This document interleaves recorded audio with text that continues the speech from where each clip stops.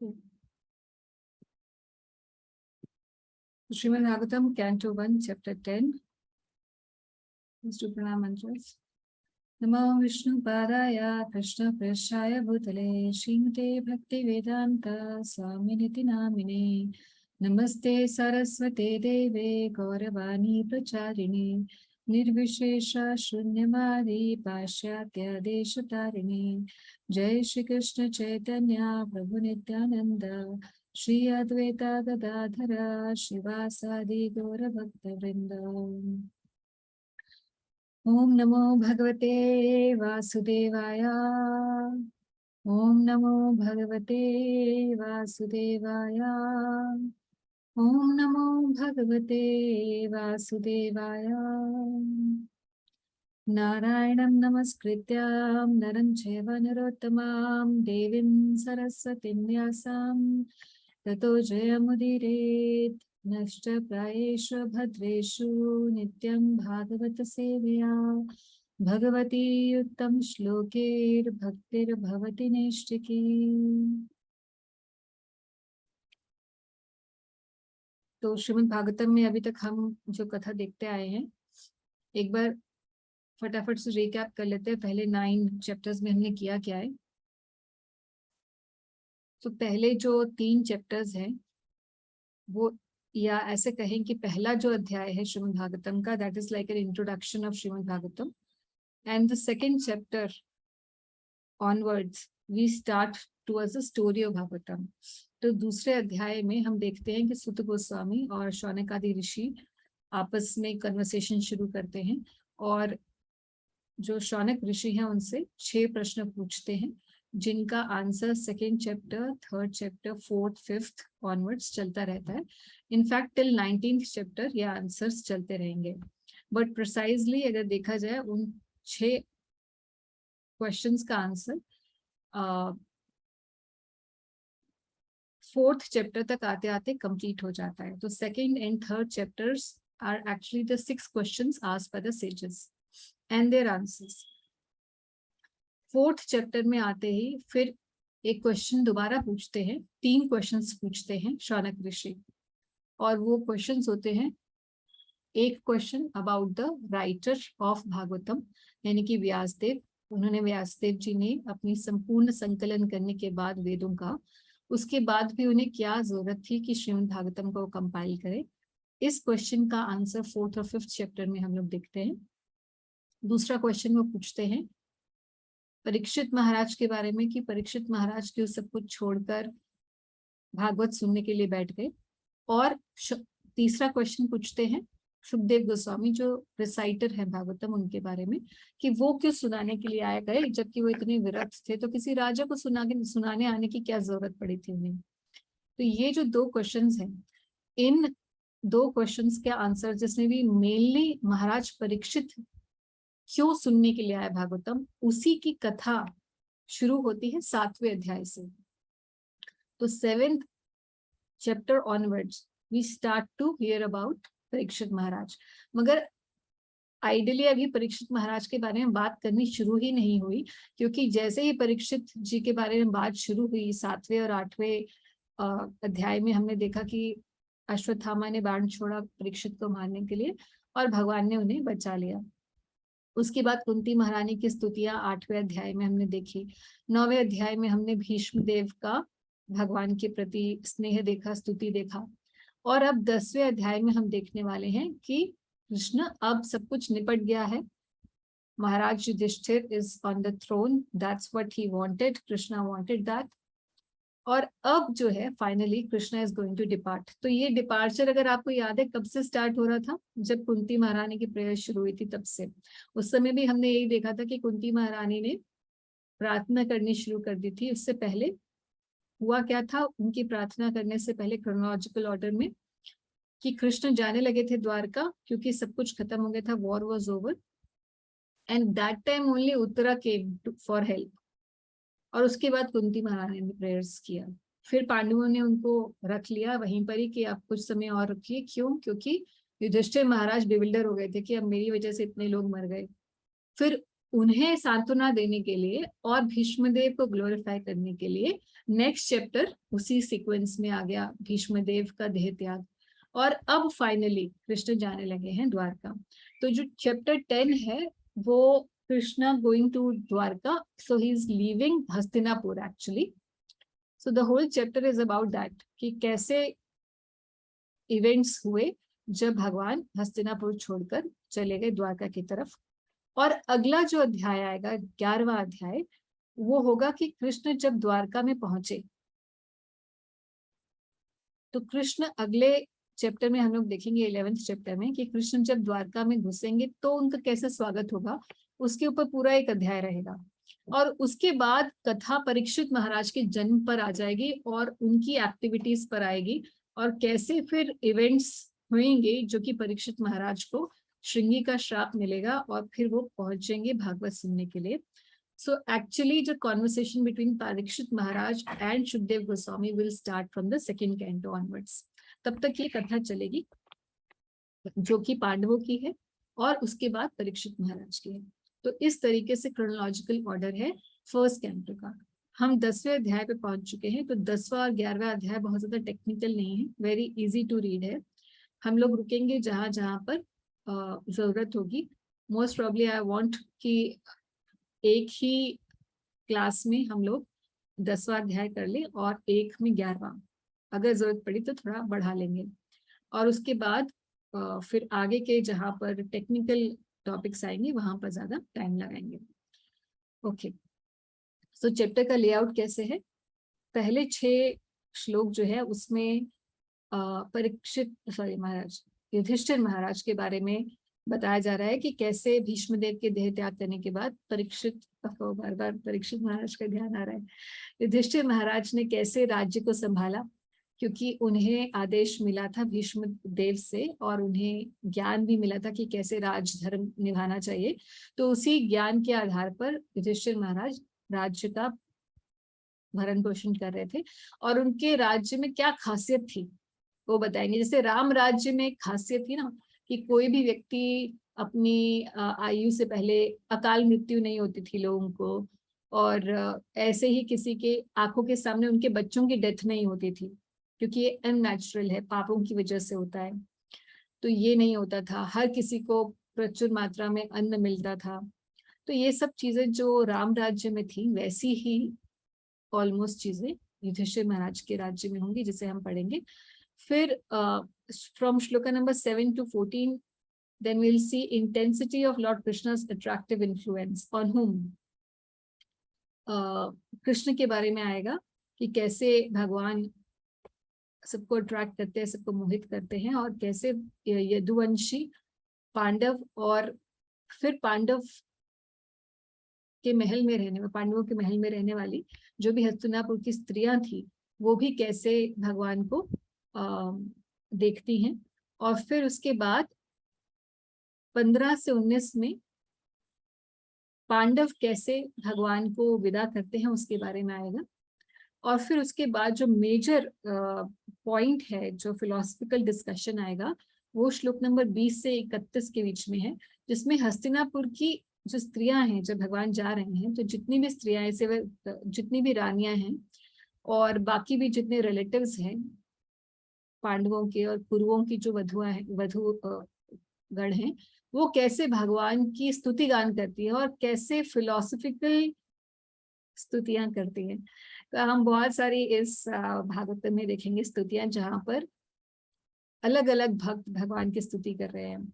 और ज्यादातर स्तुतियां हम देखेंगे बहुत हाईली इंटेंस और फिलोसफिकल होती है। ऐसे ही नहीं कि हम लोग यूट्यूब पे कोई खोलें कृष्णा सॉन्ग या व्हाटएवर और फिर वो ढम ढम करते हुए गीत बज रहे होते हैं जिनका बहुत लेट्स से बहुत लो स्टैंडर्ड होता है इन टर्म्स ऑफ थिंकिंग, है ना। भले ही बेचारों ने बड़े प्रेम से बनाया हो, ऐसी बात नहीं है, बट जब हम भागवतम का स्टैंडर्ड देखते हैं कि कैसे भक्तों को का आदर्श उनके लिए क्या है, कि बहुत चूजन वर्ड्स के साथ भगवान का ग्लोरिफिकेशन करते हैं, तो हस्तिनापुर की स्त्रियां कैसे करेंगी, और अंत में फिर भगवान कैसे द्वारका के लिए जाते हैं, फिर युधिष्ठिर महाराज के उनके साथ किस किस को भेजते हैं, ये बात हम लोग डिस्कस करेंगे। तो let's read from the Bhagavatam.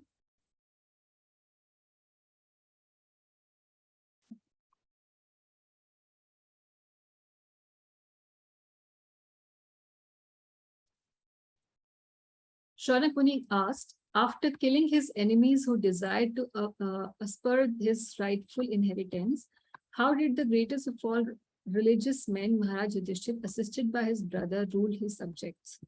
Surely he could not freely enjoy his kingdom with unrestricted consciousness.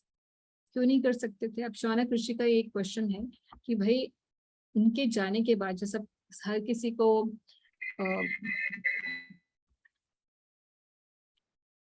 Yudhishthir महाराज का राज्य कैसे हुआ जब सब लोग उनके शत्रु जो है वो मर चुके थे, सब समाप्त हो चुका था, भीष्म देव का भी देह त्याग हो गया। Somebody's mic is on, just a moment.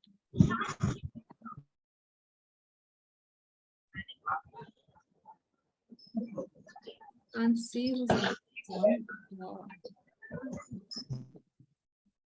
Can you please check whose mic is on? I'm not able to see that. इधर चुप रहो है।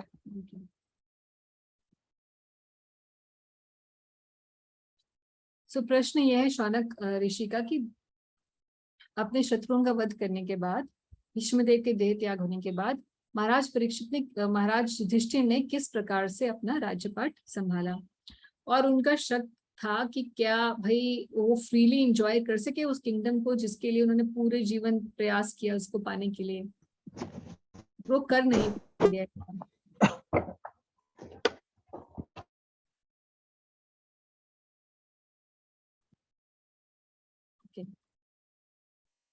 तो सुत गोस्वामी क्या उत्तर देते हैं? Sut Goswami said, Lord Shri Krishna, the personality of Supreme Personality of Godhead, he is the maintainer of the world, became pleased after reestablishing Maharaj Yudhishthir in his own kingdom, and after restoring the Kuru dynasty, which had been exhausted by the bamboo fire of anger. तो अब देखिए भागवतम के जो श्लोक होते हैं ना, वो बहुत ही उनके अंदर ही ऐसा डीप मीनिंग होता है, और आप देखेंगे कि हमेशा पोएटिक एक्सप्रेशन होता है चीजों का। तो पोएटिक एक्सप्रेशन क्या है यहाँ पे? भाई जैसे बैम्बूज होते हैं, उनको बाहर से किसी फायर की जरूरत नहीं है, बैम्बू के फॉरेस्ट में आपस में रगड़ लग जाती है, हवा आती है, हवा चलती है, आपस में रगड़ते हैं बैम्बूज, और उस रगड़ से ही क्या होता है, आग आ जाती है और पूरे फॉरेस्ट डिस्ट्रॉय हो जाता है। तो उसी तरीके से the bamboo fire of anger had exhausted the कुरु डायनेस्टी। हर कोई समाप्त हो गया था, केवल कौन बचे थे? 5 पांडव बचे थे, और उनका भी 5 जो बच्चे थे वो भी मर गए, केवल एक ग्रैंडसन बचा, कौन? परीक्षित महाराज। तो भगवान अब बहुत प्रसन्न है क्योंकि फाइनली जो उनका उद्देश्य था, एक रिलीजियस किंग को एस्टैब्लिश करना इस पूरे अर्थ पर, जितनी भी प्रॉब्लम्स चल रही थी जिसको सॉल्व करने के लिए भगवान आए थे। तो यदा यदा ही धर्मस्य ग्लानिर्भवति भारत वाला जो श्लोक है, उसका उद्देश्य पूरा कर लिया था भगवान ने। महाभारत के युद्ध का जो मेन रीजन था दुष्टों का विनाश करना, वो खत्म हो चुका था, और इसीलिए भगवान बहुत ज्यादा प्रसन्न थे। और जहां तक कोई ये एलिगेट करे कि भगवान श्री कृष्ण की वजह से ये युद्ध हुआ, तो प्रभुपाद यहाँ बता रहे हैं कि भाई यह श्लोक ही अपने आप बता रहा है कि कुरु डायनेस्टी अपने आप ही एक दूसरे के ऊपर क्रोध करने की वजह से, जैसे बैम्बूस रगड़ते हैं तो अपने आप को ही किल कर लेते हैं, ऐसे ही कुरु डायनेस्टी अपने आप को ही खत्म कर लिया उसने। प्रभुपाद कह रहे हैं कि this world is compared with fire of forest caused by the cohesion of bamboo bushes. Such a forest fire takes place automatically, for bamboo cohesion occurs without external cause. Similarly, in the material world, the wrath of those who want to lord it over material nature interacts, and the fire of war takes place, exhausting the unwanted population. तो हम देख रहे हैं Ukraine और Russia में क्या हो रहा है, या चाइना की तरफ क्या हो रहा है। सो व्हाट्स हैपनिंग, एक बंदा कह रहा है नहीं ताइवान मेरा है, एक कह रहा नहीं नहीं ताइवान में मेरे को चाहिए ना, तो आपस में लड़ाई हो रही है। So the wrath of those who want to lord it over the material nature, नहीं ये मेरा है नहीं ये मेरा है, उसी में क्या हो रहा है, सारी दुनिया में युद्ध चल रहे हैं. And what is happening, unwanted population is going. So this is the way of working of material nature. And Prabhupada says that such wars of fires take place and the Lord has nothing to do with them. तो भगवान का role केवल ये होता है कि जहां बहुत ज्यादा ऐसी सिचुएशन आ जाती है कि अधर्म बहुत ज्यादा फैल जाता है, तो भगवान आते हैं उसको धर्म को दोबारा स्थापित करने के लिए. महाराज Yudhishthir, after being enlightened by what was spoken by Bhishma Dev and Shri Krishna, the infallible, engaged himself in matters of perfect knowledge because all his misgivings were eradicated. तो उनकी जो भी संशय थे महाराज युधिष्ठिर के अब मन में समाप्त हो गए थे. उनका संशय ये था कि मेरी वजह से मैं कितना धूर्त व्यक्ति हूँ और अधम हूँ, क्योंकि मेरी एक इस तृष्णा की वजह से कि मैं राजा बन जाऊं, कितने लोगों का वध हो गया और कितने बच्चे बिना पिता के हो गए और कितनी स्त्रियां बिना पति के हो गई. तो ये सब कुछ का जो कारक है वो मैं हूँ, मैं ही कारण हूँ, और इसकी वजह से इस अधर्म का जो पाप है मुझे लगेगा. ये बहुत बड़ा संशय युधिष्ठिर महाराज के मन में था. मगर अब श्री कृष्ण की कृपा से और भीष्म देव के प्रवचन से उनका ये संशय समाप्त हो गया. And thus he ruled over the earth and seas and was followed by his younger brothers. तो यहाँ ये क्यों लिखा है कि he ruled over the earth and seas? सो प्रभुपाद यहाँ बताते हैं कि भाई जो हिस्ट्री है, जो भी पौराणिक पुराण जो होते हैं वो एक्चुअली प्राचीन हिस्ट्रीज को ही बताते हैं. ऐसी हिस्ट्रीज जो रिकॉर्डेड अभी, अगर हम लेट्स से अभी मॉडर्न हिस्ट्री जब पढ़ते हैं तो मॉडर्न हिस्टोरियंस ने एक टाइम के बाद हिस्ट्री को रिकॉर्ड करना शुरू किया, जिसको Christ, before Christ and after Christ वाला जो इरा बताते हैं. मगर उससे पहले की भी हिस्ट्रीज है, और वो हिस्ट्रीज में कौन राजा होते थे, कौन क्या होता था, ये सारी हिस्ट्रीज जो है हम पुराणों से प्राप्त कर सकते हैं. तो कहानियां लगती हैं और लोग बोलते हैं कि कहानियां हैं, मगर अगर कहानियां होती तो फिर इनके र्यून्स आज भी सिविलाइजेशंस में इनके र्यून्स दिखाई देते हैं, फिजिकली दिखाई देते हैं. तो प्रभुपाद बताते हैं आगे इस श्लोक के तात्पर्य में कि कैसे युधिष्ठिर महाराज पूरे पृथ्वी के साम्राज्य उनके पास था, और फिर बाकी राजाओं का क्या होता था. तो ऐसा सिस्टम होता था कि एक राजा मेन होता था, सम्राट जिसको कहते थे, और अलग अलग जो बाकी राज्य होते थे, छोटे छोटे राज्य, उनमें बाकी क्षत्रिय लोग उसको संभालते थे. उन छोटी जगह का राजा होता था, और ये सारे जो छोटे राजा होते थे किसी बड़े राजा के अधीन होकर काम करते थे. तो जितना भी पूरी पृथ्वी का स्वामित्व था वो युधिष्ठिर महाराज को मिल चुका था. और अब फिर जब युधिष्ठिर महाराज सम्राट बन चुके थे तो कैसा चलता था, कैसा राज्य होता था. During the reign of Maharaj Yudhishthir, the clouds showered all the water that people needed. जितना चाहिए होता था उतना ही पानी आता था. अभी ऐसे हम लोग देखते हैं कि एक तरफ सूखा पड़ रहा होता है और एक तरफ बाढ़ आ रही होती है, तो जितना चाहिए उतना ही मेघ बरसते थे. And the earth produced all the necessities of men in profusion. तो भगवान की कृपा जब कोई ऐसा व्यक्ति राजा बनता है जो कि भगवान का भक्त होता है, ऐसा कोई धर्मात्मा व्यक्ति जब रूल करने आता है तो फिर सारी नेसेसिटीज अर्थ प्रोवाइड करती है. मगर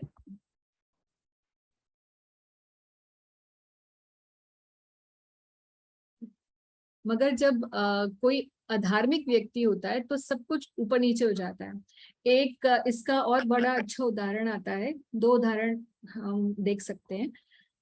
एक बार जब भगवान श्री राम का उदाहरण आता है कि राम राज्य में किसी का बच्चा जो है उसकी आंखों के सामने मर गया, तो वो व्यक्ति आया और उसने भगवान राम को ये दोष देना शुरू कर दिया कि आपने कुछ अधर्म किया होगा जिसकी वजह से मुझे ये देखना पड़ रहा है. सिमिलर इंस्टेंस हम श्रीमद् भागवतम 10th कैंटो में देखते हैं कि द्वारका में जब एक ब्राह्मण का पुत्र मर जाता है और फिर उसके बाद दोबारा प्रोजेनी होती है, फिर जैसे बच्चे होते हैं बच्चे हो नहीं पाते और होते ही मर जाते हैं. तो जब ऐसा बार बार होता है तो वो जो ब्राह्मण है वो जाता है महाराज उग्रसेन की सभा में और बोलता है आप सब यदुवंशी जो बहुत अधार्मिक हैं, अगर आप अधार्मिक नहीं होते तो ऐसा कैसे हो सकता था आपके राज्य में। तो ये दोनों ही जगह पर हम देखते हैं, श्रील प्रभुपाद जी इसे पर्पट में लिखते हैं, तात्पर्य में बताते हैं कि राजा का धार्मिक होना ये एक बहुत बड़ा फैक्टर है कि कैसे प्रजा शांत रहेगी, everything will be prosperous, everybody's needs and necessities will be met. But of course this is let's say utopian thing now. अब ये पॉसिबल नहीं है क्योंकि ऐसा कोई धार्मिक व्यक्ति रह ही नहीं गया। और प्रभुपाद यहाँ बताते हैं कि अगर कोई धार्मिक हो भी तो अब कॉन्स्टिट्यूशन ही इस तरीके से डिजाइन है कि वो बेचारा धार्मिक व्यक्ति कुछ कर भी नहीं सकता, क्योंकि उसके पास सारी पावर्स नहीं है जैसे किंग्स और मोनार्च पास होती थी। And then, and what else was there? Due to its fatty milk bag and cheerful attitude, the cows used to moisten the grazing grounds with milk. तो इतना दूध होता था कि आप सोचिए कि धरती का अभिषेक करती घूमती थी गैया। और यहाँ प्रभुपाद कहते हैं with the cow with her cheerful attitude. तो गाय गौरक्षा के बारे में प्रभुपाद यहाँ बताते हैं कि भाई कैसे ऐसा ही नहीं है कि जब राजा अच्छा होता है तो मानव या मनुष्य जो होते हैं वो ही खुश होते हैं, बल्कि एनिमल्स का भी प्रोटेक्शन करता है राजा। तो राजा के लिए प्रजा केवल human is not the only praja, animals also constitutes praja for him. So he takes care of all of them and he make sure, a righteous king would make sure that there's no animal slaughter going on unnecessarily. And specifically cows, जो कि गाय हमारी सभ्यता में एक purity का, पवित्रता का और धर्म का प्रतीक मानी जाती हैं, उनकी रक्षा हो सके वो सही मायने में राजा उस तरीके से देखते थे। तो प्रभुपाद यहाँ स्टार्ट करते हैं, the basic principle of economic development is centred about land and cows. Land and cows में ही क्यों इकोनॉमिक डेवलपमेंट है? आप देखते हैं कृष्ण बलराम में हम देखते हैं कि कृष्ण के हाथ में छड़ी होती है, गाय चराने वाली, और बलराम जी के हाथ में हल होता है ना। तो बलराम जी दिखाते हैं कृषि करना और गोरक्षा, कृषि और गोरक्षा करना। कृषि का करने से क्या मिलेगा? जो भी हमें खाद्य वस्तु है सब कृषि से प्राप्त होंगी, और गाय की रक्षा करने से आगे स्पिरिचुअल एलिवेशन के लिए, यज्ञ करने के लिए जो भी मटेरियल चाहिए वो मिलेगा। तो अभी भी भरण पोषण के लिए जो भी चाहिए, आर्थिक समृद्धि के लिए जो चाहिए वो सब मिलेगा, और आगे बढ़ने के लिए भी, जो स्पिरिचुअल एलिवेशन के लिए भी जो करना है वो गाय के माध्यम से प्राप्त होगा। तो प्रभुपाद कहते हैं भाई जब ये दो चीजें अगर आपके पास हैं बहुत बढ़िया से, तो naturally you will be economically developed. And then of course, as Prabhupada always criticizes, he criticizes the industrial way of life, because the industrial way of life is very artificial. It is not connected with nature, and because it is artificial, it also takes people away from let's say a very religious way of life. जैसे पहले लोग खेती करते थे और उनके पास समय भी होता था और उनका सिंपल लिविंग स्टैंडर्ड होता था, तो ज्यादा भरते नहीं थे अपने घर में, ये भी भर लो वो भी भर लो। अभी हमारा कैसा है, हमारा कंज्यूमरिस्टिक माइंडसेट हो गया है। Why? Because there so much of pushing of advertisements on us, so we think कि अच्छा हमने वो देखा था उस एड में, let me go and buy this, हाँ इसकी भी तो जरूरत है, उसकी भी जरूरत है। और हम देखते हैं आज, like I have a small daughter, तो आई सी कि हमारे पास 4-5 पेंसिल्स होती थी और एक पेंसिल मिलती थी, एक हफ्ते चलती थी। अभी they have dozens of pencils and I don't know every kind of pen, every kind of blush, this is blush pen, this is हमें तो नाम भी नहीं पता है इतने सारे, मतलब ये पेन है, जेल पेन है, ये ब्लश पेन है, ये पेन है, इतने सारे कलर्स होते हैं उनके पास, बच्चों के पास आजकल हर घर में। मतलब they have they can't actually honor the things properly because they have so much, and that is all dictated because of the industrial ways of life, because industries want to prosper, so they want to sell their goods, and when they want to sell their goods they push it on people to buy it, सो कई लोग आपस में जनता जो है poor होती जाती है और जो इंडस्ट्रियलिस्ट है वो धनी होता जाता है। तो इस तरीके से जो डिस्पैरिटी है, इनकम डिस्पैरिटी है, वो बढ़ती चली जाती है। तो इसलिए ये जो मॉडल है आर्थिक सिविलाइजेशन का, ये मॉडल है, ये प्रभुपाद कहते हैं ये सही नहीं है। Industrial civilization is not in let's say favour of human civilization, it is not good for this human civilization. और प्रभुपाद यहाँ कह रहे हैं कि जैसे when the Lord is obeyed by the king and the people under king's administration, there are regulated rains from the horizon, and these rains are the cause of all varieties of productions on land, including generation of minerals and valuables, क्योंकि जो भी riches हैं वो भी हमें अर्थ से ही प्राप्त होते हैं, whether it is any gemstones, anything valuable we get from the earth, and whatever we need for eating we do also get from the earth. So जब भगवान जो कि पृथ्वी के एक्चुअल पति हैं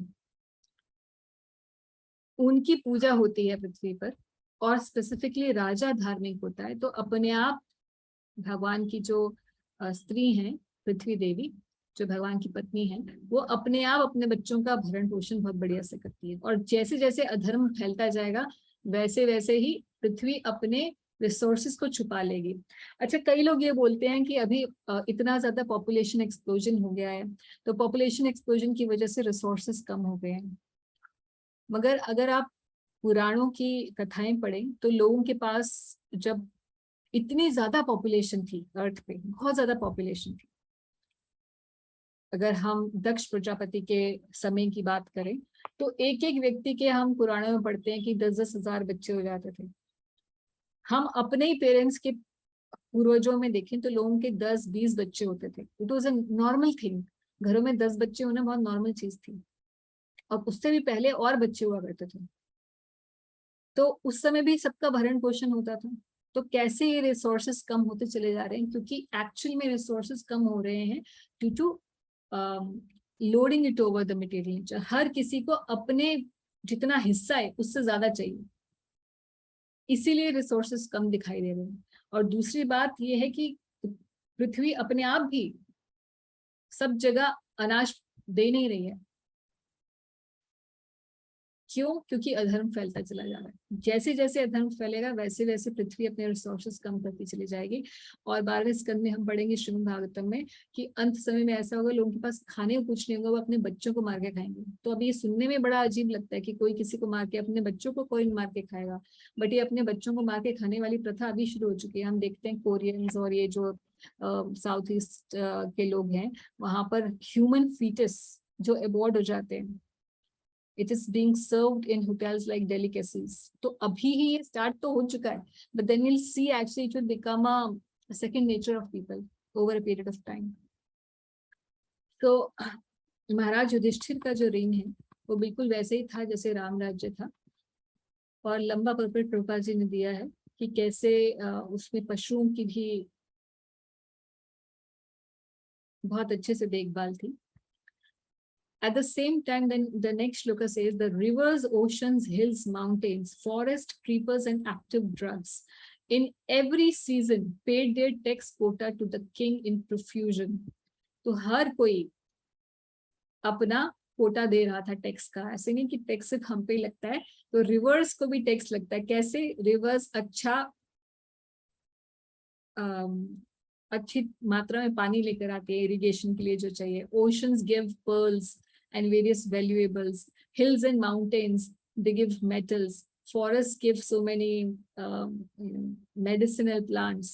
So all the things everywhere on the earth, we see that the tax is given to the king because the king is maintaining every area of land. So Yudhishthir Maharaj के case में ऐसे ही चल रहा था। अभी हम लोग तो ऐसा सोचते नहीं है क्योंकि अभी सिविलाइजेशन बहुत चेंज हो चुकी है, तो अभी सुनने में हमें थोड़ा अजीब लगता है। बट परीक्षित महाराज के समय में ऐसा ही था और युधिष्ठिर महाराज के समय में ऐसा ही था। Due to kings having no enemy, the living beings were not at any time disturbed by mental agonies, diseases और एक्सेसिव हीट और कोल्ड। तो देखिए वही बात आ गई कि क्योंकि अजात शत्रु थे युधिष्ठिर महाराज। युधिष्ठिर महाराज के तो बहुत सारे शत्रु थे, कोई अजात शत्रु कैसे बोला जाता है युधिष्ठिर महाराज को? क्योंकि वो किसी को शत्रु नहीं मानते थे अपना, दूसरे लोग उन्हें शत्रु मानते थे। जैसे दुर्योधन है, वो युधिष्ठिर महाराज को अपना शत्रु मानता था, कौरव अपना शत्रु मानते थे, बहुत सारे और लोग थे जो युधिष्ठिर महाराज को अपना शत्रु मानते थे, मगर युधिष्ठिर महाराज किसी को अपना शत्रु नहीं मानते थे। इसीलिए युधिष्ठिर महाराज का एक और नाम है अजात शत्रु।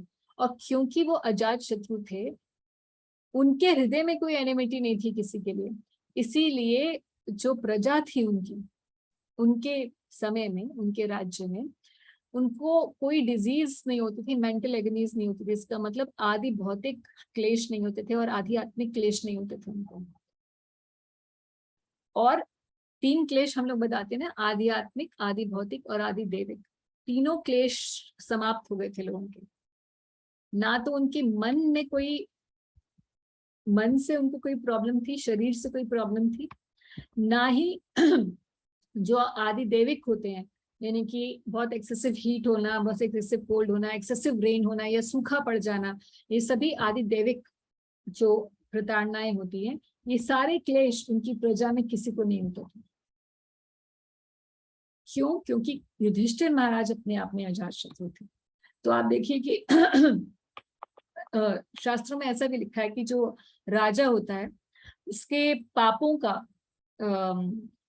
जो 1/6 होता है प्रजा को लेना पड़ता है।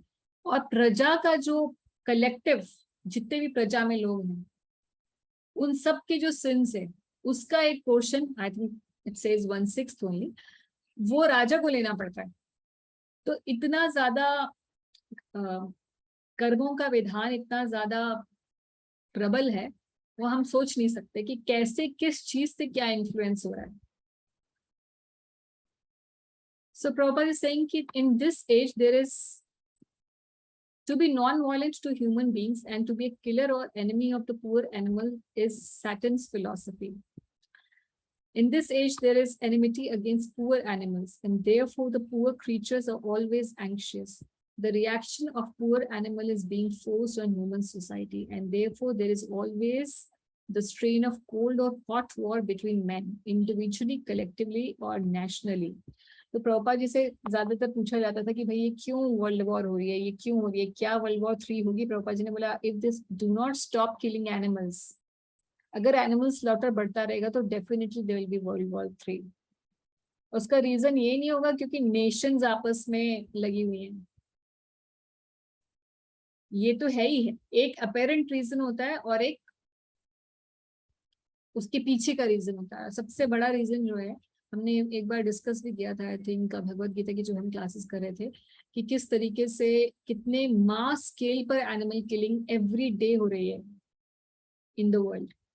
तो उसका जो भार है ह्यूमन सिविलाइजेशन को लेना पड़ता है, in terms of Wars, in terms of जितना भी कोरोना एक्सेट्रा जो भी आ रहा है, जो भी प्रॉब्लम्स आ रही हैं, तो वो ऐसा नहीं है कि सिर्फ एक one nation and the other nation is scheming it.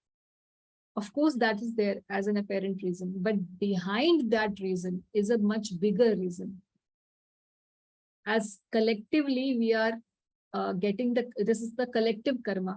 जो कलेक्टिव कर्मा होता है वो सभी को भोगना पड़ता है। तो कोरोना आया तो ऐसा नहीं है कि जो धार्मिक लोग थे उनको नहीं भुगतना पड़ा।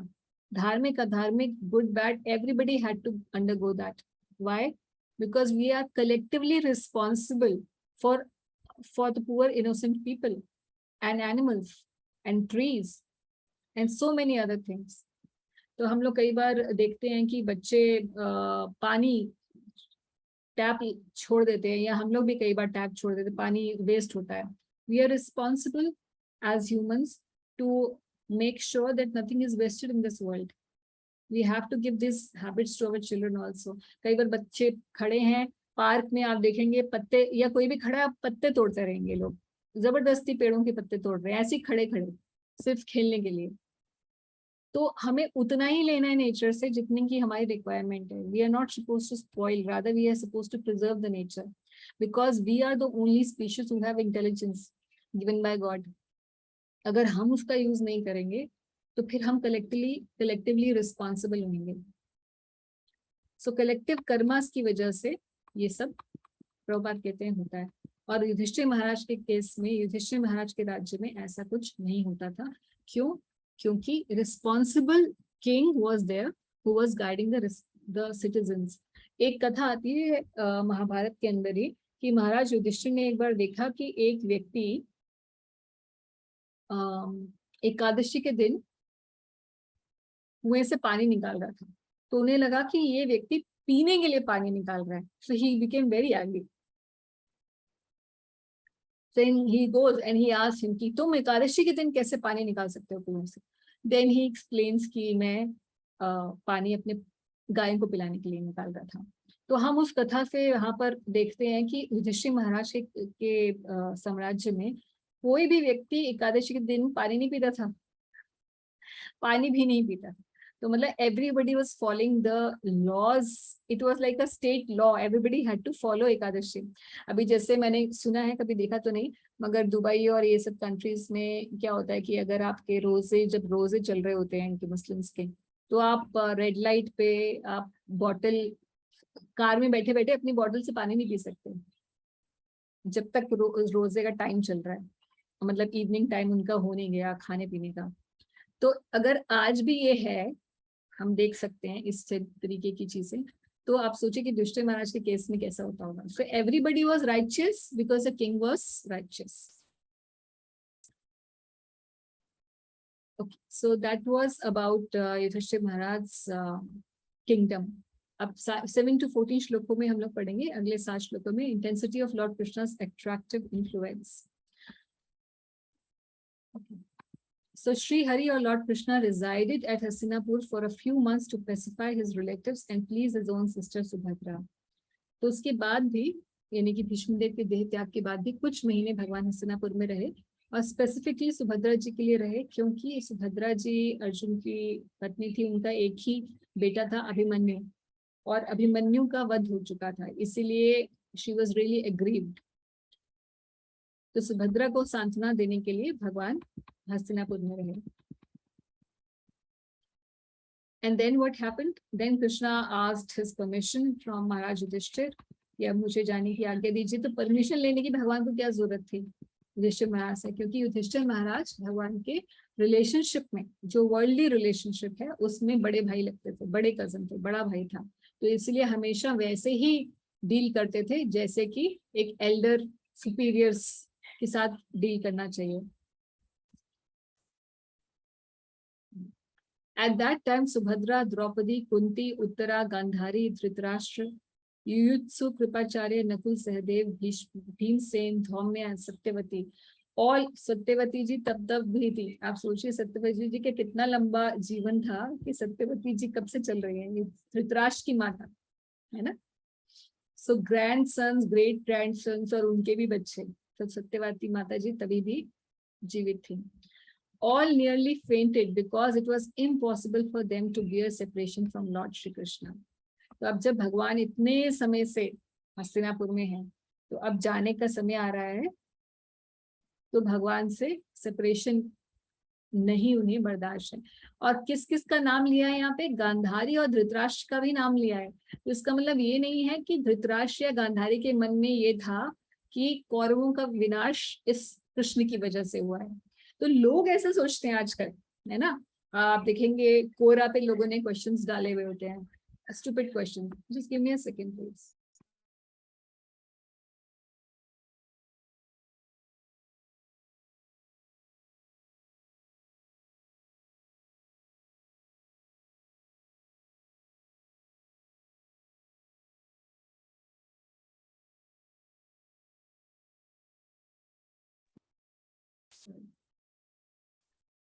सो लोग ऐसे क्वेश्चंस डालते हैं कि भाई was Krishna responsible for the Kurukshetra war, he killed so many people, he was like this that.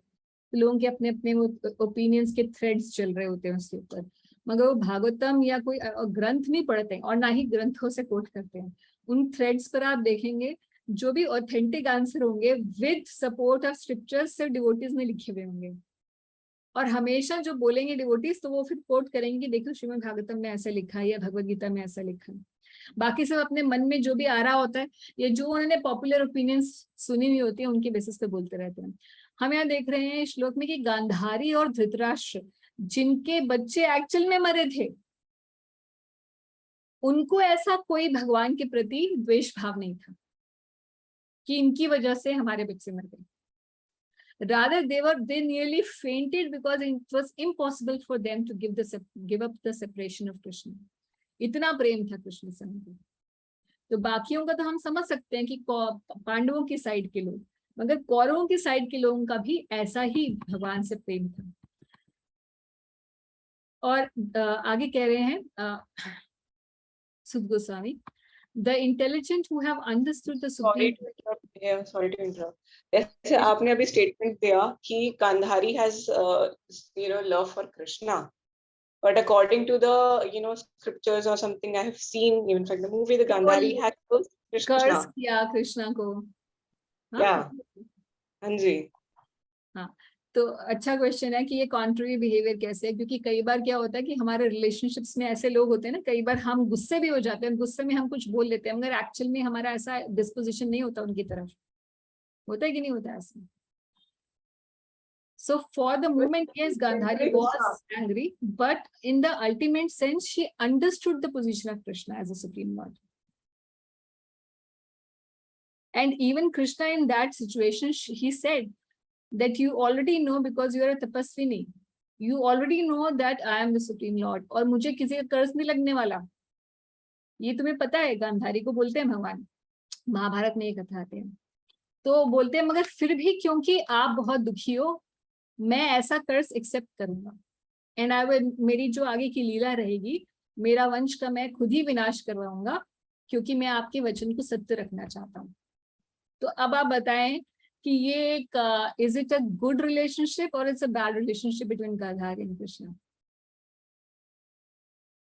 According to Krishna, is a very nice relationship कि उन्होंने कर्ज भी एक्सेप्ट कर लिया। Yeah, that is there, but even why would Krishna do like this to somebody who is love for भक्ता? तो इसका मतलब दूसरा बंदा भक्त था ना? हाँ, कह सकते हैं 100%। So he was just reciprocating, क्योंकि सेम चीज किसने की थी? एक ऋषि थे, जब ये अब भगवान द्वारका जाएंगे ना, तो यहाँ पे नहीं आएगा, मगर महाभारत में एक कथा आती है कि जब भगवान द्वारका पहुंच रहे होते हैं, तो जब वो यहाँ पंजाब और इस वाले एरिया से निकलते हैं, तो वहां पर एक ऋषि थे, what is his name, I forget his name every time that I want to quote him. तो he says when Krishna's chariot comes, तो वो बोलते हैं कि भाई मैंने सुना था कि कुरुक्षेत्र का युद्ध हो रहा है। वहां पे उस समय there was no social media, there was no media, right? So he said कि मुझे पता है कि इतना भयंकर युद्ध होने वाला होगा, मगर तुम भगवान हो, इसलिए तुमने वो युद्ध रोक दिया होगा। I am dead sure, because भगवान का काम ही है पीस की स्थापना करना। कृष्ण ने बोला नहीं, ऐसा तो नहीं हुआ, सब मर गए हैं और ऐसे ऐसे हुआ है, और उसके बाद अब मैं वापस जा रहा हूँ। So he says, I'm going to curse you. What kind of God you are? So Krishna same चीज हो गया, ठीक है, गांधारी वाली। So Krishna says, do you know who I am? I am not going to take your curse. Your curse will destroy you only. And then Krishna shows him a partial universal form, जैसे दुर्योधन को दिखाई थी ना सभा में, in anger. So just same thing happening between two different people. Here is Gandhari doing the same thing. Here is that Rishi doing the same thing. But with Gandhari, Krishna accepts that, okay, you want to, because you are like my aunt, आप मुझसे बड़ी हो, मेरे relative हो, आप मुझसे गुस्सा हो, ठीक है, okay, I accept your anger. And on the other hand, this person was not entertained by Krishna. Okay. It's not easy to understand the Lord's feelings. Sorry to interrupt. Wasn't he a bhakta of a god? Who? That Rishi wasn't he? Rishis, sometimes some yogis are there, some tapasvis are there, but they may not have developed devotion for the Lord. That's very much the case. It happens. They are just renouncers. तो कितने सारे आप देखिए, आप कभी कुंभ में गए? कुंभ मेले में आप नहीं गए? यस माता जी। हाँ, तो वहां पे आपने देखा होगा कुंभ मेले में ना जगह जगह सबके वो लगे होते हैं पंडाल्स या बड़े कैनपीज, बड़े बड़े योगी आए होते हैं. Every kind of Indian transcendentalist is there, you name it, and they are there, whether they are nagas, whether they are brahmavadis, they are mayavadis, every vadi will be there in a tent. ठीक है, आपको सब लोग दिखेंगे वहां पर, और उनमें से बहुत कम होंगे जो सारे गहने हुए वस्त्रों में सब दिख रहे होंगे आपको, एवरीबडी इन सैफरन. ठीक है, मगर अगर आप किसी से पूछोगे भगवान कौन है, इस एक क्वेश्चन का ही आंसर लोग इतना लपेट लुपूट के देंगे किसी को पता नहीं. Except for devotees, nobody will be able to give you even the simple answer to this question कि भगवान कौन है. आप खुद जाके देख लेंगे. I have done this, that's why I'm saying. मतलब अब जनरली क्या होता है कि being a lady you can't just approach it because they don't like to talk to ladies, but I would go to few ashrams like and I will ask people. So Swami ji आपसे कुछ question पूछ सकते हैं, तो स्वामी जी कोई भी चल रहे होंगे आते जाते, तो हम पूछते हैं उनसे भगवान कौन है, तो फिर उनके अलग अलग जिसके जहां मत वैसा ही answer. And no and you if you ask them कि मगर भगवत गीता में तो ये लिखा है या भागवतम में तो लिखा है या ऐसा लिखा है, तो बोलते हैं नहीं नहीं नहीं नहीं, फिर वो अपना भी कोई ग्रंथ बता देते हैं. जैसे अगर आप किसी साईं बाबा के फॉलोअर को पूछेंगे, बोलेंगे साईं चालीसा में ऐसे लिखा है, तो भैया साईं चालीसा क्या वेदों का पाठ है? बोलते हैं हाँ, वेदों से भी बड़ा है. अब आप ऐसे व्यक्ति को क्या कहेंगे? So people have their own conceptions, है ना. तो बहुत सारे ऋषि ऐसे होते थे जो अपने, या बहुत सारे योगीज ऐसे होते थे, आज भी हैं, जो भक्त नहीं होते बट अपनी तपस्या और साधना की वजह से वो अपने आप को प्योरीफाई करना चाहते हैं. उनका वो पाथ है. अलग अलग टाइप के लोग हैं. So they want to conquer their senses by hatha yoga. Some people want to conquer their senses in some other way. They have understood that material nature works like this, and we need to fight it out through tapasya and penance and like that. But they don't know yet the connection with God has not yet been established, although they have achieved some kind of detachment from the world.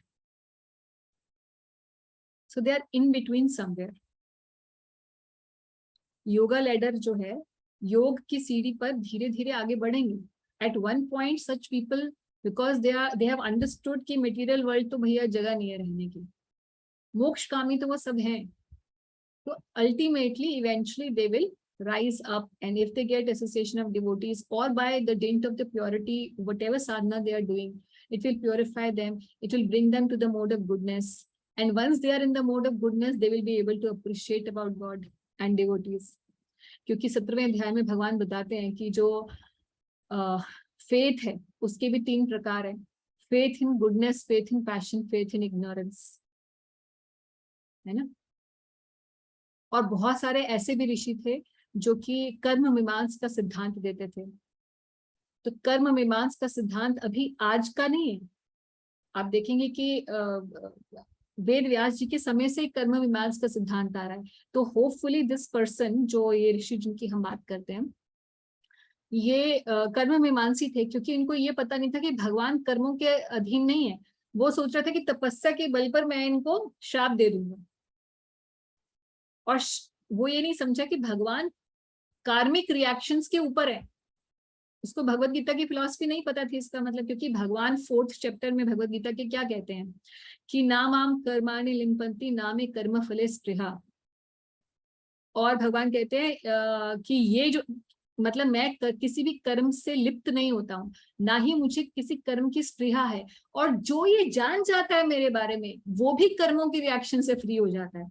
4th chapter Bhagavad Gita में, कि भाई मैं तो हुई नहीं, और जो मेरे बारे में ये जानता है कि भगवान पे कोई कार्मिक रिएक्शन नहीं लगता, वो भी फ्री हो जाता है. What to speak of me. इस बात को, यानी कि इस डिवोशनल प्रिंसिपल को ये व्यक्ति नहीं जानता था. भले ही वो साधु वेश में था, भले ही उसने दुनिया छोड़ दी थी, but he has not become a devotee yet. He is a karma Mimamsi, he is a follower of the philosophy of karma Mimamsa. ठीक है. ओके शिविका जी, चले. वॉल्यूम अभी भी लो है क्या? No, ma'am, it's fine. Okay. ठीक है. All right. So the intelligent who have understood the Supreme Lord in association with pure devotees and have become freed from bad materialistic association can never avoid hearing the glories of the Lord, even though they have heard them only once. How then could Pandavas tolerate his separation? For they had been intimately associated with his person, seeing him eye to eye, touching him, conversing with him, and sleeping, sitting, and dining with him. तो पांडवों के बारे में सुध गोस्वामी कह रहे हैं कि पांडवों का तो कहना है क्या, नॉर्मली भी कोई व्यक्ति जो एक इंटेलिजेंट व्यक्ति हो, जो भगवान के बारे में एक बार सुन ले, अगर वो इंटेलिजेंट है, एक बार भी सुनेगा तो वो भगवान की कथाएं या उनके बारे में जानने का इतना इच्छुक हो जाएगा, वो हट नहीं सकता, उसको और भगवान के बारे में जानने की लालसा रहेगी। तो पांडवों का तो कहना है क्या, जो भगवान के से इतना उनका प्रगाढ़ संबंध था, तो नेचुरली जब कृष्ण जाएंगे हस्तिनापुर छोड़ के, तो पांडवों के लिए तो बहुत मुश्किल सिचुएशन हो जाएगी। और इसी बात को आगे ले जाते हुए कहते हैं कि all their hearts were melting for him on the pot of attraction. They looked at him without blinking their eyes, and they moved hither and thither in perplexity. तो पांडवों को समझ नहीं आता है कैसे रोके, इतने लंबे समय से तो रोक रखा है, पूरा युद्ध खत्म हो गया, युद्ध से पहले शांति दूत बना के भेजा था, मतलब कब से भगवान द्वारका से आए हुए हैं, यहीं पर युद्ध समाप्त होने के बाद भी फिर भीष्मदेव के लिए रुके हुए हैं, उसके बाद भी कुछ महीने रुके हैं, हमने अभी चैप्टर में पढ़ा, और अब वो बोल रहे हैं जाने का। तो almost for a very long time he is here and now they can't stop him, but they are thinking कि अब हम जाने भी कैसे दें इन्हें। तो भगवान से जो बहुत प्रगाढ़ जिसका संबंध होता है, उसकी ऐसी स्थिति हो जाती है कि वो भगवान से बिल्कुल रह नहीं सकता उनके बिना। तो श्री चैतन्य महाप्रभु जब मगर भगवान का ऐसा स्वभाव है कि जब उन्हें जाना होता है तो स्वराट है भगवान, he just leaves without thinking about anyone, even his devotees sometimes. So जैसे भगवान ब्रजभूमि छोड़ के चले गए, एक ही दिन अक्रूर जी आए, सुबह आए, शाम को आए, संध्या समय में आए थे अक्रूर जी, और अगली संध्या तक सब कुछ उलट पुलट हो चुका था ब्रजभूमि में, कृष्ण चले गए उनके साथ। तो किसी ने सोचा नहीं था कि कृष्ण अक्रूर जी के साथ चले जाएंगे। ऐसे ही श्री चैतन्य महाप्रभु जब जगन्नाथपुरी से जाना चाहते थे और भक्तों ने बहुत रोका, मगर जगन्नाथपुरी में से उन्होंने सोच लिया था कि मैं for a good period of time, about 6 years, उन्होंने साउथ इंडिया, पूरा इंडिया का ट्रेवल किया था। He was preaching everywhere, specifically in south Indian portion of the country. तो जो सबसे ज्यादा इंटीमेट गदाधर प्रभु थे, गदाधर प्रभु जो कि राधा रानी के ही इनकारनेशन है, तो उन्होंने बोला कि आप मत जाइए, नहीं तो मैं भी आपके साथ चलूंगी। तो उन्होंने बोला कि अरे गदाधर, तुमने तो क्षेत्र संन्यास लिया है। तो सन्यासी कुछ ऐसे होते हैं जो क्षेत्र संन्यास ले लेते हैं कि इस क्षेत्र से हम कभी बाहर नहीं जाएंगे, तो क्षेत्र सन्यासी उनको कहते हैं। तो आपने तो जगन्नाथपुरी धाम से क्षेत्र संन्यास ले रखा है, आप तो जगन्नाथपुरी छोड़ के नहीं जा सकते। तो बोलते हैं नहीं नहीं, जहां आप हैं भगवान वहीं जगन्नाथपुरी है, तो इसलिए मैं आपके साथ ही जाऊंगा। मगर वो बोलते हैं नहीं, you have taken a vow, you have to fulfill it, and no hanky panky things in this, you have to fulfill the maryada of your vow, and I'm leaving, and he just goes without even looking back. So भगवान का ऐसा nature है कि जब he is completely detached also। तो 6 opulences हैं भगवान श्री कृष्ण की, और उनमें से एक opulence है that he has a height of renunciation also। तो अब सब लोग यहाँ सोच रहे हैं कि कैसे कृष्ण को विदा करें। The female relatives whose eyes were flooded with tears out of anxiety for Krishna came out of the palace. They could only stop their tears with great difficulty. They feared that tears would cause misfortune at the time of departure.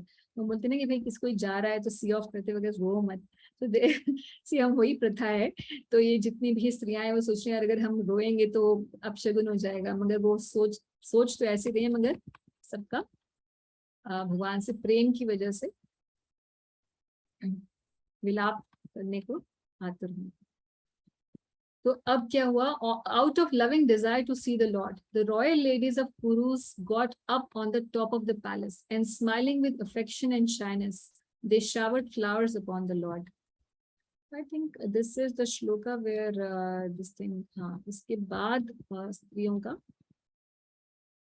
Okay नहीं, इससे पहले 2-3 श्लोक और हैं, 15 से 19, जिसमें भगवान को कैसे पांडव सी ऑफ करते हैं उसके बारे में है। तो ये 19 तक पढ़ेंगे, क्योंकि जो 20 ऑनवर्ड्स श्लोकास हैं ये थोड़े से इंटेंस हैं। जब हस्तिनापुर की स्त्रियां भगवान की ग्लोरिफिकेशन करेंगी तो उसको हम थोड़ा टाइम देना पड़ेगा हमको। तो श्लोक नंबर 15 से देखते हैं।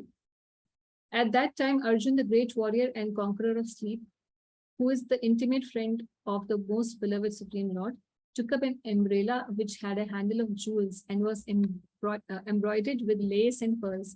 तो आपने ये पिक्चर देखी है, एक भागवतम के ही कैंटो में, आई थिंक फर्स्ट कैंटो में, अगर आपके पास प्रिंट में है तो आप देखेंगे Krishna is walking and Arjun is there with umbrella, और सात्विकी और उद्धव जी जो हैं वो चामर बुला रहे हैं भगवान को। तो ये पिक्चर है बहुत सुंदर, आपको भागवतम में मिलेगी। और अगले श्लोक में भी यही है कि Uddhav and Satyaki began to fan the Lord with decorated fans, and the Lord, the master of Madhu, seated on the scattered flowers, commanded them along the road. तो पूरा गाजे बाजे के साथ भगवान जा रहे हैं। It was being heard here and there that the benedictions being paid to Krishna was neither befitting nor unbefitting, because they were all for the absolute, who was now playing the part of the human being. तो ये श्लोक में थोड़ी सी philosophy है कि सब लोग क्या बोल रहे थे कि भगवान को कई लोग जो एल्डर्स थे वो भगवान को आशीर्वाद दे रहे थे, या जो ब्राह्मण खड़े थे वो भगवान को आशीर्वचन कर रहे थे। तो लोगों में आपस में बात क्या चल रही थी कि अरे भाई ये तो श्री कृष्ण तो परम भगवान है, इनके लिए क्या आशीर्वचन करना। ये बात भी ठीक है, ये बात तत्व के सिद्धांत से बिल्कुल ठीक है कि भगवान को कोई आशीर्वाद नहीं दे सकता, है ना, क्योंकि भगवान ही सब कुछ देने वाले हैं, तो उनको कोई आशीर्वाद क्या देगा। और ना ही भगवान किसी के आशीर्वाद के अधीन है, क्योंकि कर्मों के विधान से ऊपर है। आशीर्वचन हमें क्यों लगता है, किसी की अच्छी विशेष हमें क्यों लगती है, क्योंकि उसका पायस क्रेडिट होता है। तो उसके वचन जो है, जब वो पॉजिटिवली हमारी तरफ सोचता है, ऐसा व्यक्ति जो धार्मिक होता है वो पॉजिटिवली हमारी तरफ सोचता है, तो उसकी कृपा दृष्टि रहती है, उसका आशीर्वाद रहता है, तो हम प्रॉस्पर करते हैं। तो मगर भगवान को तो प्रॉस्पेरिटी की किसी से जरूरत नहीं है, nobody can give him anything. इसीलिए भगवान को आशीर्वाद देना तो यूजलेस है तत्व की दृष्टि से। मगर रस की दृष्टि से क्या है, भगवान को अच्छा लगता है कि उनके भक्त जो हैं वो उन्हें, जो उनसे एल्डर रिलेशनशिप में है, वो उन्हें आशीर्वाद दे, उन्हें प्यार करे या उन्हें डांटे, ये उन्हें अच्छा लगता है। तो रस दृष्टि, रस विचार और तत्व विचार, ये दो विचार पूरी भागवतम में चलते रहेंगे। तो तत्व विचार से तो बिल्कुल भगवान को कोई आशीर्वाद नहीं दे सकता, और रस विचार से भगवान की प्रसन्नता के लिए वो उन्हें ऐसे रिलेशनशिप में, जैसे भगवान की जो भी एल्डर्स है, ये कुरु वंश की जो ऐसी स्त्रियां थी या ऐसे लोग थे जो कि जैसे धृतराष्ट्र भगवान से एज में बड़े हैं, या युधिष्ठिर महाराज भी भगवान से एज में बड़े हैं। So they will offer their ashirvad to Krishna. So it's both neither befitting nor unbefitting. तो ठीक भी है और ठीक नहीं भी है। क्यों? क्योंकि भगवान अब एक नॉर्मल व्यक्ति का पार्ट रोल प्ले कर रहे हैं, इसलिए। तो हम लोग यहीं पर ही समाप्त करेंगे। 19 श्लोकास हमने किए हैं आज, from 1 to 19, from shloka number 20 to 36 we will cover in the next class. इसके अलावा हमें कुछ क्वेश्चंस आए थे, वो क्वेश्चंस हम लोग डिस्कस करते हैं। लास्ट क्लास से रिलेटेड क्वेश्चंस है। ओके, तो नितिन प्रभु के क्वेश्चन थे, अगर आपके भी कोई क्वेश्चन हो तो हम वो भी ले सकते हैं। पहला क्वेश्चन प्रभु जी पूछ रहे हैं कि we talked about getting mercy from Krishna if we serve Radha Rani, क्योंकि हमने राधा रानी के बारे में पिछली बार डिस्कस किया था। But if we directly serve Krishna we might और might not be able to get his mercy. तो मैंने ऐसे कहा था कि भगवान श्री कृष्ण से कभी कृपा मिले या नहीं मिले हमें नहीं पता, मगर राधा रानी के थ्रू अगर हम भगवान श्री कृष्ण को अप्रोच करते हैं तो कृपा जरूर मिलेगी, because Krishna's merciful side is Radha Rani. So Prabhu ji का क्वेश्चन ये है कि in Bhagavad Gita Krishna says that we should surrender to him and worship him only. So how shall we understand कि हमें राधा रानी की भी सेवा करनी चाहिए, राधा रानी की कृपा प्राप्त करने का प्रयास भी करना चाहिए। जब भगवद गीता में भगवान कह रहे हैं सिर्फ मेरा ही ध्यान करो, मुझे ही भजो, बार बार भगवान कहते हैं। तो पहली बात तो ये है कि क्योंकि भगवद गीता जैसे हम बार बार बताते हैं कि भगवद गीता, इसीलिए भगवद गीता को ट्रांसेंडेंटल सब्जेक्ट भक्ति की एबीसीडी कहा जाता है, क्योंकि उसके ऊपर भी ट्रुथ्स है, उसके ऊपर रस विचार है। भगवद गीता में तत्व विचार है सब जगह। तत्व विचार क्या है? भगवान ही सर्वश्रेष्ठ है, वो भगवान है, उनसे ऊपर कोई नहीं है। इसलिए भगवान कहते हैं you surrender into me because there is nobody greater than me, and that is true in the matter of tattva. It is the truth. Even Radharani is not bigger than Krishna in the tattva, but in terms of rasa, Radharani is let's say bigger, yeah, let me say I don't know what is the right word to say, मगर राधारानी का position रस विचार से भगवान से ज्यादा बड़ा है। तो ऐसा क्यों है? हालांकि राधा रानी भगवान श्री कृष्ण की शक्ति है, शक्ति और शक्तिमान दोनों ही का पूजा हम करते हैं। तो आपने देखा होगा कुछ लोग शक्ताज होते हैं, है ना, जो देवी माता की पूजा करते हैं ना, शक्ताज होते हैं। कुछ शक्ति की पूजा करने वाले उपासक होते हैं, कुछ शिव जी की पूजा करने वाले उपासक भी होते हैं, ऐसे रहता है ना। ऐसे ही हम ट्रांसेंडेंटल रियल में शक्ति और शक्तिमान दोनों की पूजा करते हैं, और राधा रानी भगवान श्री कृष्ण से अभिन्न है, इस भाव से करते हैं। हम राधा रानी की पूजा ऐसे नहीं करते कि she is a different person than Krishna. इस बात को समझाने के लिए मैंने ये चैतन्य चरितामृत का मैंने भेजा भी था, प्रॉब्ली आप लोगों ने पढ़ा, आई थिंक नहीं पढ़ा होगा। तो चैतन्य चरितामृत में राधा रानी की पोजीशंस के बारे में ये डिस्क्रिप्शन आता है। आदि लीला चैप्टर 4 मैंने निकाला हुआ है वेदावेस में। So Krishna Kaviraj Goswami कह रहे हैं, therefore I shall first delineate the position of Radha and Krishna, and from that description the glory of Sri Chaitanya will be known. तो राधा रानी और कृष्णा की क्या पोजीशन है? Radha Rani, Shrimati Radhika is a transformation of Krishna's love. She is his internal energy called Ahladani. The Ahladani gives pleasure, सिर्फ मैं purpose नहीं पढ़ रही हूँ, gives Krishna pleasure and nourishes his devotees. तो राधा रानी क्योंकि हमें नॉरिश करती हैं, हमारी भक्ति को नॉरिश करती हैं, भक्ति का ही मूर्तिमान स्वरूप है, कृष्ण भक्ति का मूर्तिमान स्वरूप है, और हम भक्ति ही करना चाहते हैं, श्री कृष्ण भक्ति। और क्योंकि वो भक्तों में सबसे अग्रणी है श्रीमती राधा रानी, इसीलिए हम उनकी शरण लेते हैं। एंड देन ये जो बाकी आई थिंक यहाँ पर आएगा, so originally Radharani and Krishna are one, ठीक है? So it's not a two different people.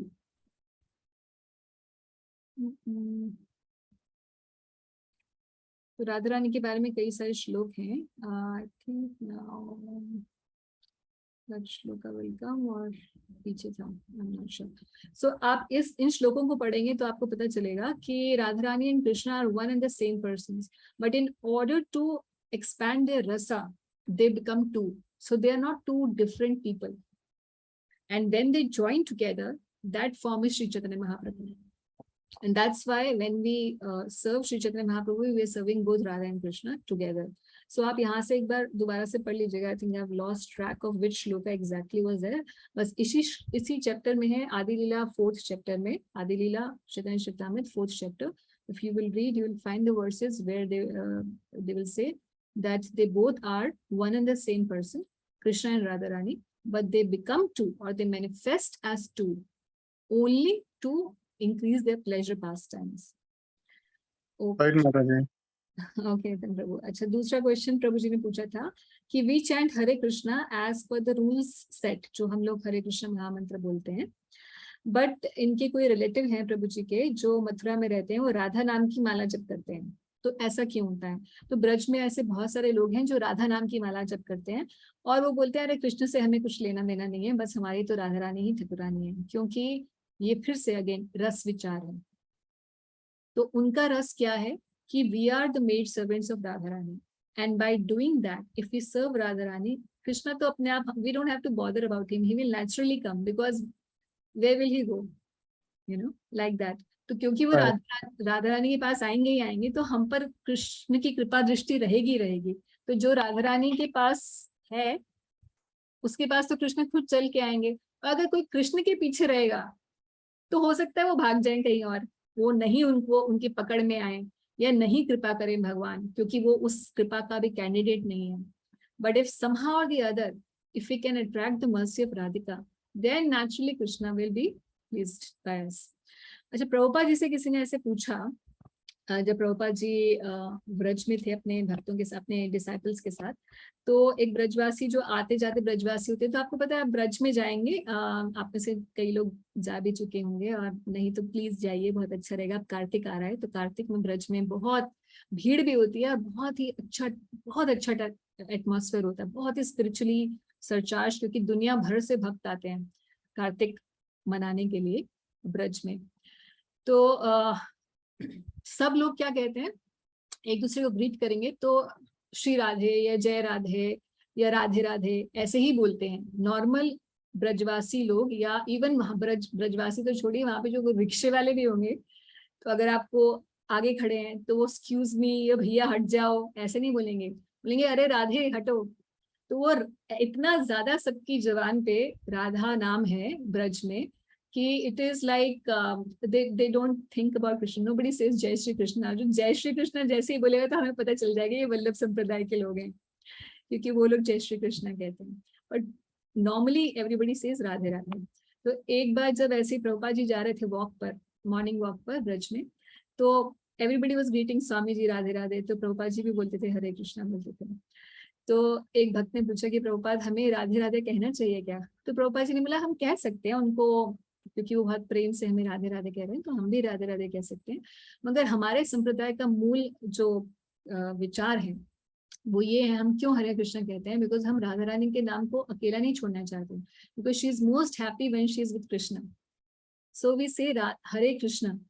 क्योंकि ये संप्रदाय जो है ये मधुर भाव के माधुर्य रस जो है, 5 रसों में जो सबसे उत्तम उज्जवल रस कहते हैं, जिसको हम उन्नत उज्जवल रस कहते हैं, उज्जवल रस कहते हैं, माधुर्य रस कहते हैं, परकिया रस कहते हैं। तो ये जो रस है ये इसी रस के प्रवर्तक हैं हम गौड़ीय वैष्णव। तो हमारे यहाँ बाकी रसों के साथ साथ मगर माधुर्य रस प्रधान है गौड़ीय वैष्णव संप्रदाय में। तो हमारा काम क्या है कि भाई everybody is aspiring to serve Krishna in Madhurya Ras. So the Prabhupada says the work of the gopis is not to enjoy with Krishna independently, but the work of the gopis is to unite Radha and Krishna. And that's what we aspire to do. And we want to join them together always so that they're happy. So इसलिए हम राधे राधे अकेले नहीं बोलते, हम हरे कृष्ण बोलते हैं. That is Prabhupada's answer in this case.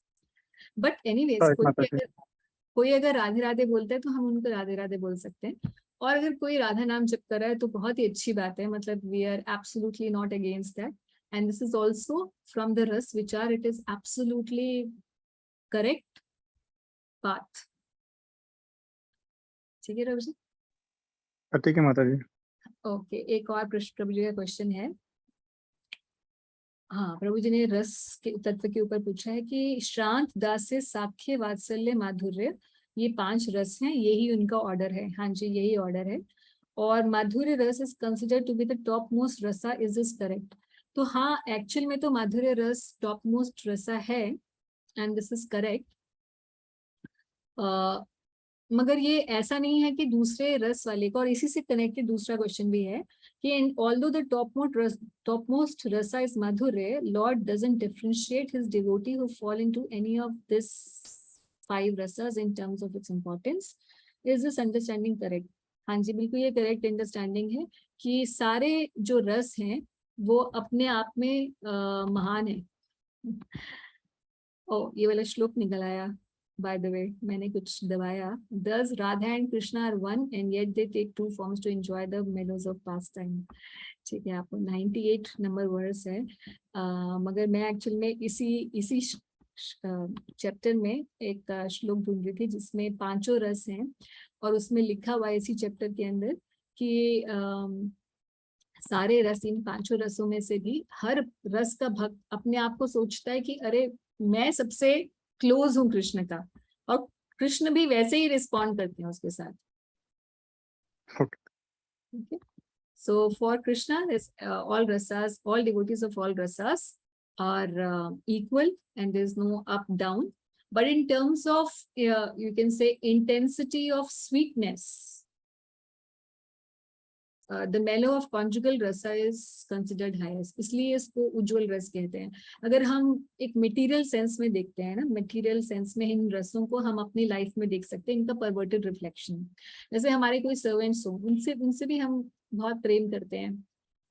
We want to take care of them properly. Then they are friends. They are also very close to us, and we like to spend time with them. And then there are parents or our children. We also like to spend time with them a lot. But then there is one special person in our life. है ना? वो जो रस होता है, हमारी पूरी जो लाइफ होती है उसी के अराउंड रिवॉल्व होती है. Yeah. So even in the real world we can see that. Okay. एक और क्वेश्चन है प्रभु जी का. ये क्वेश्चन फिलोसफी के पूछा प्रभु जी ने. Those who died in the war of Kurukshetra, apparently they got liberated. So did all of them got सायुज्य मुक्ति? अच्छा, इस बात को हमने पिछली बार भी डिस्कस किया था. जैसे भीष्म देव श्लोक में कह रहे हैं, पिछले अध्याय के जो 9वां अध्याय था उसमें भीष्म देव श्लोक में कह रहे हैं कि कृष्ण जो है ऑल ऑस्पिशियस हैं, और क्योंकि श्री कृष्ण को देखते हुए जिन भी लोगों ने कुरुक्षेत्र के युद्ध में अपने प्राण छोड़े, उन सबको सद्गति प्राप्त हुई, उन्हें सबको मोक्ष प्राप्त हुआ. तो अब इसकी जो एक्सप्लेनेशन है, प्रभु जी का क्वेश्चन ये है कि क्या उन सबको सायुज्य मुक्ति मिली? तो हम जानते हैं कि सायुज्य मुक्ति क्या होती है, जो मिल जाना, ब्रह्म में मिल जाना, ब्रह्म ज्योति में प्रवेश कर जाना. ये सायुज्य मुक्ति मिलेगी या कौन सी मुक्ति मिलेगी, वो we can not say. That depends on the person to person. अगर कोई डिवोटी था तो उसको सायुज्य मुक्ति बिल्कुल नहीं मिलेगी, क्योंकि उसको कभी चाह ही नहीं होगी सायुज्य मुक्ति की. तो on the battlefield of Kurukshetra, even in the armies, even in the enemy side, there were many who were devotees of Krishna, including Bhishma Dev, for example, या Dronacharya, for example. They always had the vision कि ये भगवान है. तो वो क्योंकि उनका वैसा विजन था, इसलिए उनको क्योंकि उनका ऐसा विजन था, इसलिए उनको सायुज्य मुक्ति नहीं मिल सकती. सायुज्य मुक्ति जनरली ऐसे लोगों को मिलती है जो कि भगवान के एनिमी होते हैं. So like Duryodhan, for example, would have got that Sayujya Mukti. We can't say exactly. Conceptually, we can say. Like because you gave the example of Ram and Ravan the other session. So we discussed that the demigods, the atheist would have, got that position of Sayujya, Mukti. So from that context, I'm just thinking. Ram and Ravan नहीं, हमने कंस की बात की थी कि कंस को सायुज्य मुक्ति, कंस को सारूप्य मुक्ति मिली थी, और बाकी हमने कईयों को और एग्जांपल दिया था जिनको सायुज्य मुक्ति मिली. कंस स्पेसिफिकली गॉट सारूप्य मुक्ति because he was always thinking about the form of Krishna, कि अरे वो कैसा होगा, कौन है मेरा, कौन है, ढूंढो वो मेरा जो एनिमी है. He was always thinking like this about the personality of Krishna. So he got Sarupya Mukti. Okay, but Ravan per se would have got some Sayujya Mukti. So in case of Ravan, it's not that, because Ravan और कुंभकर्ण और शिशुपाल और दंतवक्र और उससे पहले हिरण्यकशिपु और हिरण्याक्ष, ये तीनों अलग अलग युगों में हुए, और ये तीनों एक ही कैरेक्टर है. ये दो भाई जय विजय हैं, करेक्ट, वैकुंठ के द्वारपाल हैं. तो इनको कोई मुक्ति नहीं मिली, क्योंकि इनको दोबारा जन्म लेते रहना पड़ा भगवान के पास टाइम्स में आने के लिए. और लास्ट जो जन्म था इनका दंतवक्र और शिशुपाल की फॉर्म में, जो भगवान श्री कृष्ण के अवतार में था, उस केस के बाद उनका क्या हुआ, उन दोनों का प्रवेश हुआ श्री कृष्ण के शरीर में. And everybody saw that. ये लिखा हुआ है भागवत के अंदर भी और महाभारत के अंदर भी. भागवत में भी लिखा हुआ है कि everybody saw them merging into the body of Krishna. मगर वहां पर आचार्य कमेंट्रीज में लिखते हैं कि although they it is written so, but we can understand that because they were the Dwarpal of Vaikuntha, so they ultimately they then again reinstated into the Vaikuntha planets. तो अपने original form में वो वापस आ गए. Okay. Mataji, in connection to the same question, we say there are 3 levels of understanding Lord, the Brahman, the Paramatma, and the Bhagwan aspect. Okay. So why there is a partiality when you have as a Brahman aspect and you go to the Brahma Jyoti, because we say the name, fame, like everything is like one, the sound is one. Yes. So in terms of Brahma Jyoti, because it is the effulgence of the Lord's body or the planets are like effulgence, so why there is a partiality that they have to come back to this planet again?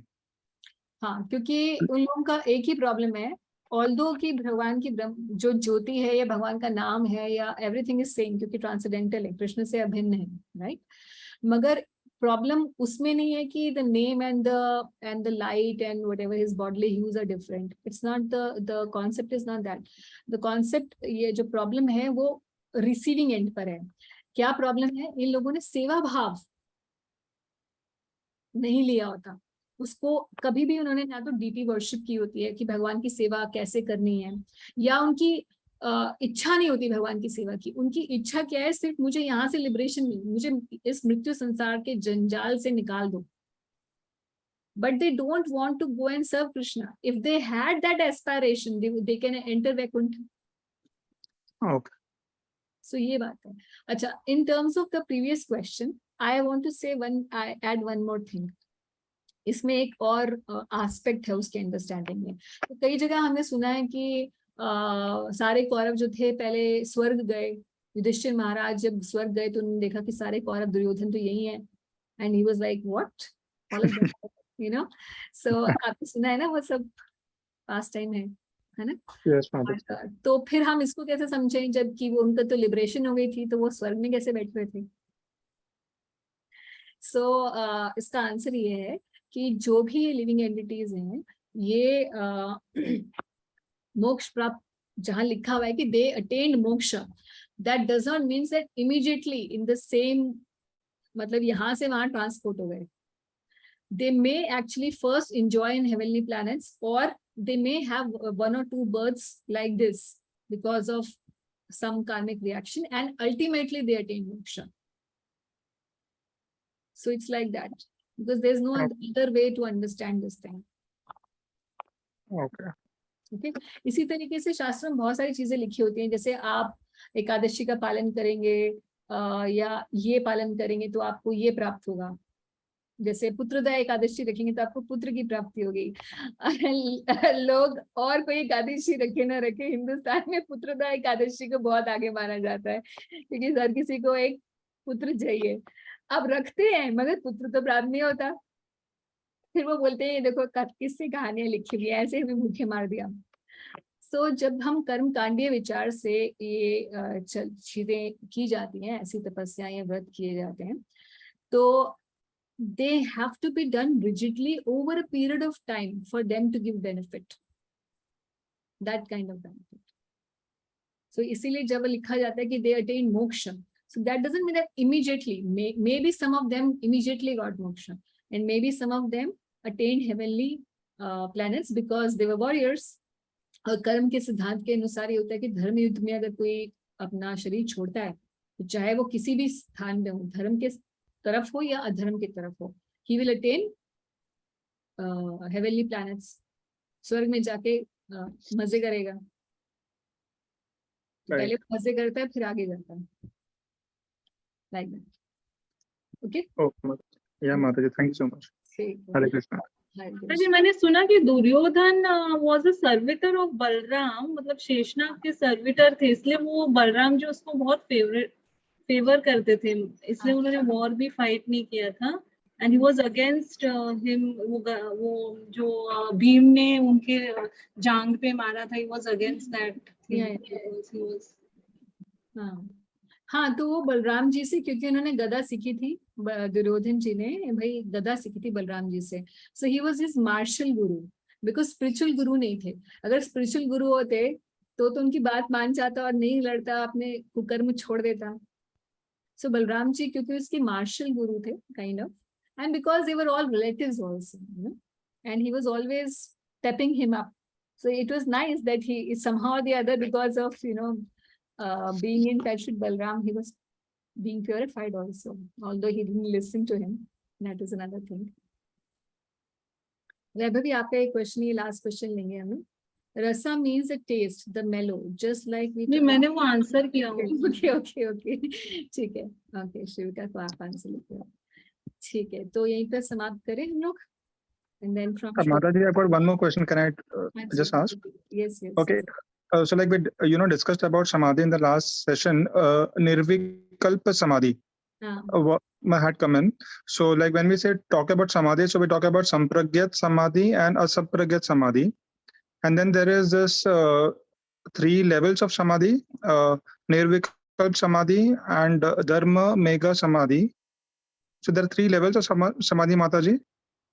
आप कहाँ से उठाए ये?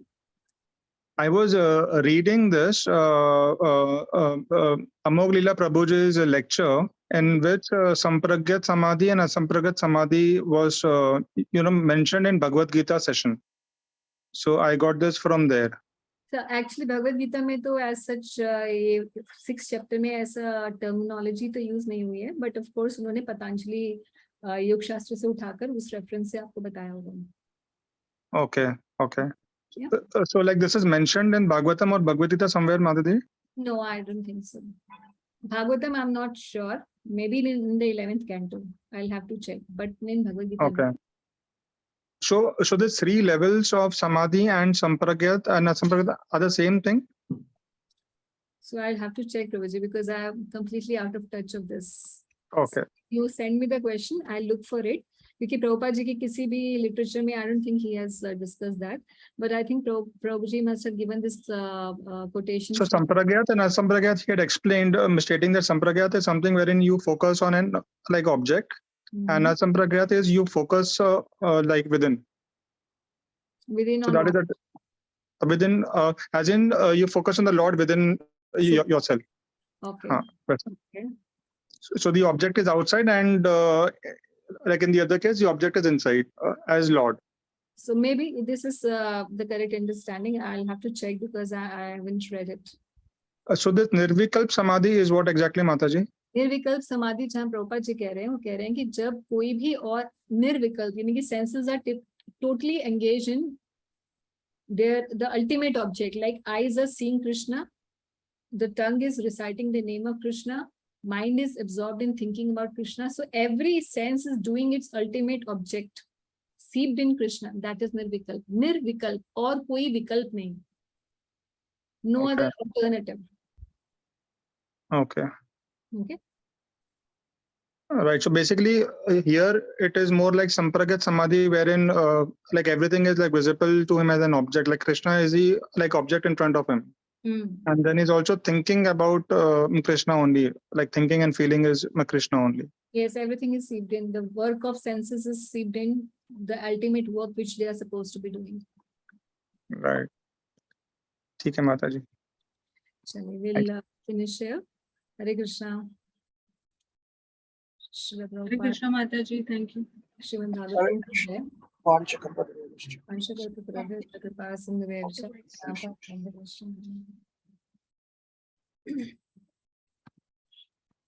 Thank you, Mataji. Thank you, everyone. Hari Bol.